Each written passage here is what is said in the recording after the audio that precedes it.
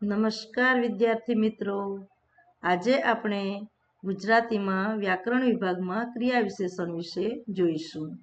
અગાઉના વિડીયોમાં આપણે વિશેષણો શીખ્યા, તો વિશેષણ પરથી આપણે ખ્યાલ આવશે કે ક્રિયા વિશેષણ શું છે।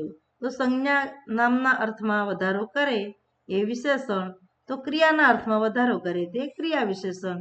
એટલી સાદી સમજ વિદ્યાર્થી મિત્રો તમારા મગજમાં તરત આવી જશે। હવે આપણે ક્રિયા વિશેષણની વ્યાખ્યા જોઈએ। તો જે પદ ક્રિયાના અર્થમાં વધારો કરે તે ક્રિયા વિશેષણ। હવે આપણે વાક્યો જોઈશું કેટલાક।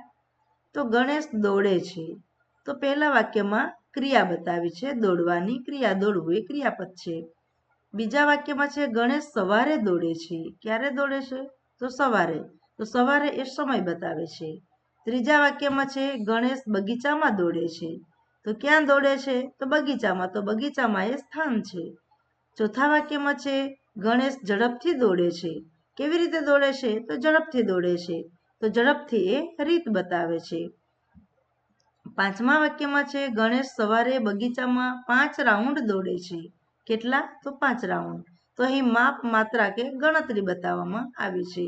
તો વિદ્યાર્થી મિત્રો, તમે પાંચે વાક્યની અંદર તમને ખ્યાલ આવ્યો હશે કે ક્રિયા વિશેષણ એ અલગ અલગ અર્થમાં પણ વપરાય છે, માટે એના આધારે એના અલગ અલગ પ્રકાર પણ પડે છે, જેથી આપણે ક્રિયા વિશેષણના અલગ પ્રકાર જોઈશું।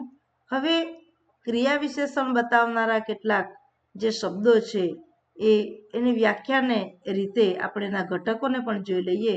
તો સમય પણ બતાવે છે, રીત પણ બતાવે, માત્રા બતાવે, સ્થળ બતાવે, અભિગમ, હેતુ, કારણ વગેરે બતાવનારો જે અને સંદર્ભગત અર્થ પણ ઉમેરનારા જે ઘટકો છે એ બધા જ ક્રિયા વિશેષણ તરીકે ઓળખાય છે। હવે આપણે મિત્રો એના અલગ અલગ પ્રકાર જોઈશું। પ્રથમ છે સમયવાચક ક્રિયા વિશેષણ।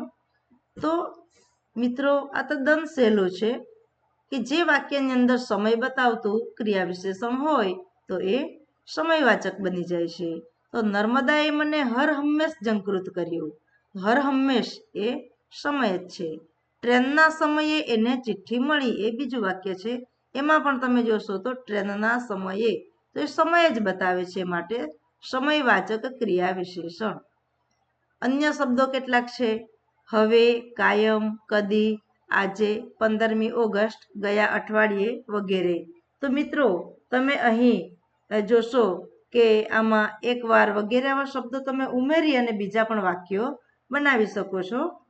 હવે આપણે આગળનું જોઈશું, નંબર 2, રીતિવાચક ક્રિયા વિશેષણ।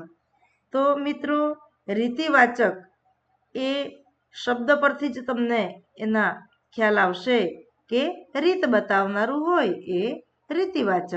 તો જે પદ ક્રિયાની રીત બતાવતું હોય એ રીતિવાચક ક્રિયા વિશેષણ બને છે।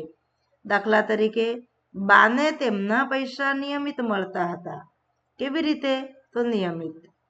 તેણે અજંપામાં રાત વિતાવી, તો મિત્રો આમાં કેવી રીતે? તો અજંપામાં, તો માં એ પણ અહીં પ્રત્યય છે। ઘર આસાનીથી મળી ગયું, તો વિદ્યાર્થી મિત્રો આસાનીથી માં થી, તો એવા જે શબ્દો છે એ રીતિવાચક ક્રિયા વિશેષણ બતાવે છે। બીજા પણ કેટલાક અન્ય શબ્દો છે કે જલ્દી, અચાનક, ઓચિંતું, ફટાફટ, તરત, ચૂપચાપ, માંડ, સીધા વગેરે। હવે મિત્રો અહીં આપણે થોડુંક જોઈશું કે તમે આ જે નિયમિત, અજંપામાં, આસાનીથી એ બધા શબ્દોને રીતિવાચક તરીકે તો ઓળખાવ્યા, તો એમાં એક નોંધવા જેવી પણ બીજી એક બાબત છે કે ચૂપચાપ। તો ચૂપચાપ શબ્દ આપણે વાક્યમાં લીધો નથી પણ અન્ય શબ્દોમાં આવ્યો છે, તો ચૂપચાપ છે, તો ચૂપચાપ એ શબ્દ કેવો છે? તો મિત્રો દ્વિરૂપત પ્રયોગ છે આ। ત્યાર પછી એક આગળ આપણે જોયું કે અજંપામાં, બીજા વાક્યમાં, તો અજંપામાં માં એ પ્રત્યયથી છે, પછી આસાનીથી માં થી પ્રત્યય, તો આવી રીતે માં પ્રત્યય, થી પ્રત્યય વગેરેથી પણ રીત બતાવાય છે, માટે એ રીતિવાચક ક્રિયા વિશેષણો બને છે।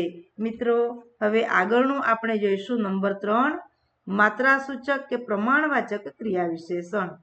તો હવે તમે માત્રાસૂચક કે ક્રિયા પ્રમાણવાચકમાં તમે જોશો કે જે ક્રિયાપદ એ માત્રા ક્રિયાનો માપ કે માત્રા બતાવે અથવા પ્રમાણ બતાવતું હોય તો તે માત્રા સૂચક બને છે. આપણે ઉદાહરણ જોઈશું. એ પછી ફરી એકવાર હું આવવા ગયો. બીજું વાક્ય છે ખીચડી મને બહુ ભાવે નહીં. ત્રીજું છે માગીશ એક જ વાર, લાગ લગાટ નહીં માગું. તો મિત્રો તમે એકવાર, બહુ, એક જ વાર, લાગ લગાટ એ શબ્દો તમે જોશો તો ક્રિયાની અંદર એ માત્રાનો ઉમેરો કરે છે. હવે તમને ખ્યાલ આવી ગયો હશે કે માત્રા સૂચક કે પ્રમાણવાચક ક્રિયા વિશેષણ કોને કહેવાય. તો આપણે અન્ય શબ્દો પણ જોઈ લઈશું કે અવારનવાર, સખત, થોડું, ખૂબ, વારે વારે, એકવાર, એટલું. પછી મિત્રો 1, 2, 3, 4 એવી સંખ્યા પણ બતાવતું હોય તો એ પણ માત્રા સૂચક કે પ્રમાણવાચક ક્રિયા વિશેષણ બને છે. હવે આપણે આગળનું ક્રિયા વિશેષણ જોઈશું. ચોથા નંબરનું છે અભિગમવાચી ક્રિયા વિશેષણ. મિત્રો અભિગમવાચીમાં એક અલગ આમ તો ભલે શબ્દ દ્વારા સ્વીકાર થાય છે એને સ્વીકારવાચક ક્રિયા વિશેષણ પણ કહી શકાય છે, પણ અહીં અલગ પ્રકાર પાડેલો નથી. આપણા અભ્યાસક્રમની અંદર આપણે અભિગમવાચી ક્રિયા વિશેષણમાં જ લીધું છે. માટે આપણે આ રીતે જ અભિગમ ભલે શબ્દવાળું જે વાક્ય હોય એને પણ આપણે અભિગમવાચી ક્રિયા વિશેષણમાં જ લઈશું. હવે એની વ્યાખ્યા તમે જુઓ તો ક્રિયામાં અભિગમ, વૃત્તિ, મિજાજ એવું દર્શાવનાર જે પદ હોય તે અભિગમવાચી ક્રિયા વિશેષણ બને છે. દાખલા તરીકે અ વિભાગનું એક વાક્ય જુઓ, હવે નહીં જોઈએ. તો બ વિભાગનું જો બસ હવે નહીં જોઈએ. તો બસ શબ્દ દ્વારા અહીં કર્તાનો પોતાનો અભિગમ ઉમેરાયેલો છે. આગળ એક વાક્ય બીજું જોઈએ કે એ લોકો રસ્તો ભૂલી ગયા હશે. એ જ વાક્ય આપણે કદાચ શબ્દ ઉમેરીને લઈશું તો એ લોકો કદાચ રસ્તો ભૂલી ગયા હશે. તો આમાં પણ મિત્રો કર્તાનો પોતાનો અભિગમ છે. માત્ર કદાચ દ્વારા એ સંભાવના બતાવે છે. આગળનું વાક્ય છે હું મહેનત કરું છું. પણ એ જ વાક્યને આપણે બીજા નંબર ઉપર જુઓ તો સારું પરિણામ મેળવવા માટે હું મહેનત કરું છું. આમાં એનો હેતુ પણ બતાવાયો છે. તો હેતુ બતાવનાર હોય તે પણ અભિગમવાચીમાં જ લેવાના છે. આ અલગ અલગ પ્રકારો આમ તો પડે છે પણ આપણા અભ્યાસક્રમમાં પાડ્યા નથી એટલે આપણે સાથે જ લઈશું. હવે આપણે અન્ય કેટલાક શબ્દો છે એ જોઈશું. ચોક્કસ, ભલે, ખરેખર વગેરે. હવે મિત્રો એક થોડુંક આપણે અહીંયા બીજું પણ જોઈ લઈએ કે એક વાક્ય લઈએ, ભલે તમે કહો છો તો 5 વાક્ય લખીશું.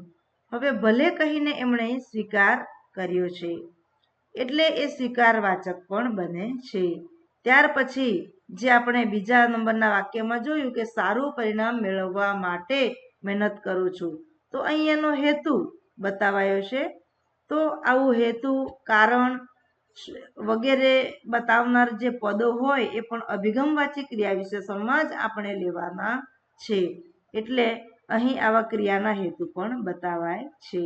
હવે મિત્રો આપણે ફરીથી ટૂંકમાં એક વાક્ય બાકી રહી જાય છે પછી લઈશું. નંબર 5 સ્થાનવાચક ક્રિયા વિશેષણ.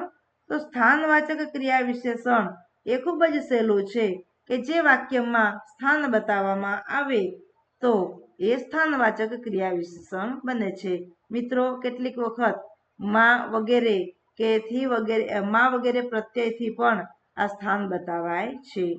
તો આપણે કેટલાક અન્ય શબ્દો પહેલા જોઈ લઈએ કે આજુબાજુ, નજીક, અંદર, બહાર, દૂર, ઉપર, નીચે, આસપાસ વગેરે. તો આવા જે શબ્દો છે એ મિત્રો સ્થાન બતાવે છે. પણ આપણે એ ન ભૂલવું જોઈએ કે અહીં ક્રિયા વિશેષણ તરીકે આપણે લેવાનું છે એટલે એ સ્થાનવાચક ક્રિયા વિશેષણ તરીકે ઓળખાશે. તો મિત્રો ક્રિયા વિશેષણ એટલે અલગ અલગ રીતે આપણે એના 5 પ્રકાર જોયા કે ક્રિયા એ કેટલા અર્થમાં વધારો કરે છે. તો એ 5 રીતે 5 અર્થની અંદર એ વધારો કરે છે. તો આપણે એ જોઈ ગયા કે સમય છે, સ્થાન છે, રીતિ છે, અભિગમ છે, આ રીતે અલગ અલગ પ્રકારોમાં વહેંચાયું છે. હવે મિત્રો તમને હું ટૂંકમાં ફરીથી કહી દઉં તો પહેલું છે સમયવાચક ક્રિયા વિશેષણ, બીજું છે રીતિવાચક, ત્રીજું માત્રાસૂચક, ચોથું અભિગમવાચી અને પાંચમું છે સ્થાનવાચક. તો આ ક્રિયા વિશેષણના 5 પ્રકાર પડ્યા. હવે મિત્રો મેં તમને અન્ય શબ્દો અલગ અલગ એની અંદર આપી જ દીધા છે. અલગ અલગ ક્રિયા વિશેષણમાં દરેક વિશેષણની નીચે તમને અન્ય શબ્દો તરીકે બધા શબ્દો આપી જ દીધા છે, એટલે આપણે એમાં વધારે ચર્ચા કરતા નથી.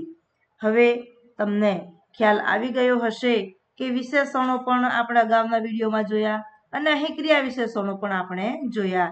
તો આશા રાખું છું કે બધા જ ક્રિયા વિશેષણ તદ્દન સહેલા છે અને એ તમને આવડી ગયા હશે. મિત્રો અસ્તુ, ધન્યવાદ.